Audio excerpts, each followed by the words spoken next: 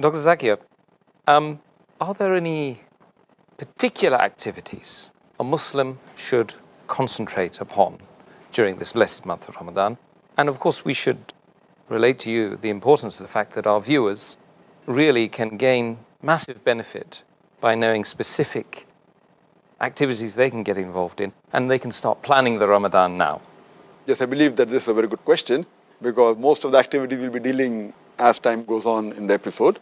But just to give a brief outline, I will just specify a few important, because the whole answer will take very long. The few important points that will be noted is that number one, it is the niyyah. The niyyah is very important. The niyyah of fasting should only be for Allah subhanahu wa ta'ala. And for a fasting to be accepted, the niyyah is important. So making the niyyah is very important, without which the fasting will not be accepted. Number two is observing the sunnah of the fast that we'll be dealing in detail in the next few days. But just a point to be noted that one of the important sunnah is that we should have suhoor as late as possible, that is just before the break of dawn, just before Fajr Salah, and we should break our fast, have iftar as early as possible, immediately after sunset. Furthermore, in this blessed month, we should be careful and we should avoid all things which are prohibited, which are haram, and all things which are makruh. And this is the best opportunity where a person, if he has certain activities which are against the Sharia, whether he's doing haram activities or makruh activities, this is the best time he can abstain from it. And that will be a good habit which inshallah he may abstain maybe throughout his life. For example, if a person is habituated to drinking alcohol, if he can abstain from having alcohol from the break of dawn to sunset, he can abstain from it from the cradle to the grave.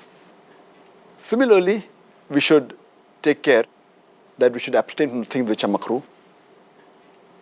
For example, it is makruh to stand and drink water. And if we habituated to that, so see to it that in this month of Ramadan, while having water, we should sit down. This was the sunnah of the Prophet. So it's a good month in which you can abstain from the haram activities which you have been doing, maybe some of them, or the makruh activities. Furthermore, it's a good time where you can implement many of the sunnah of the Prophet in your day-to-day life. For example, maybe sporting a beard. Many Muslims don't have a beard. So it's a good month where you can follow the sunnah of the Prophet. The sunnah of the Prophet about the du'as of when you enter the home, when you leave the toilet, the dua that is there when you're traveling in a vehicle, Subhanallah, Saqlana Haza, Mukannalu Mukrinin, Rabbina Munkalibun. So this is a good month in which you can adopt as much as sunnah as possible so that we can be on the straight path. This is a very good month where you should see to it that you should offer the salah. Not only the 5 times salah, which is the fard, even try and offer as many nawafil and sunnah. And if you're not habituated to reading in congregation, see to it that you read in a congregation and as far as possible go to the mosque for the salah. In this month we should be particular that we do not miss the Taraweeh. Many people think, and it is a fact that it is a sunnah, but many people think that because it is a sunnah, we can miss Taraweeh. Taraweeh is a very important sunnah. Though it's not a fard, but every Muslim should make it a point that as far as possible, they should attend Taraweeh because of the blessings it has. So Taraweeh is very important, which Muslims should never miss. And when we offer Taraweeh, many of us, we rush through Taraweeh because we want to complete the Quran, and many of them read the Taraweeh 100 miles per hour.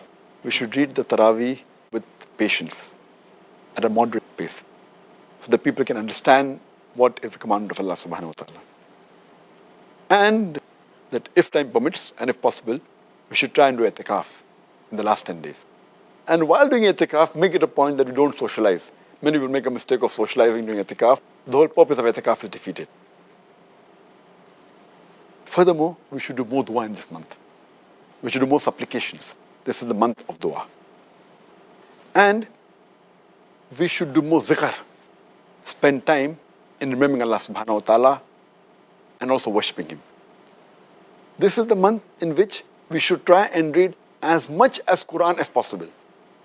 Besides reciting the Quran in Arabic, if you know Arabic as a language, then there's no problem. But if you don't know, then also read the translation of the Quran in the language we understand the best. If you understand English, read in English.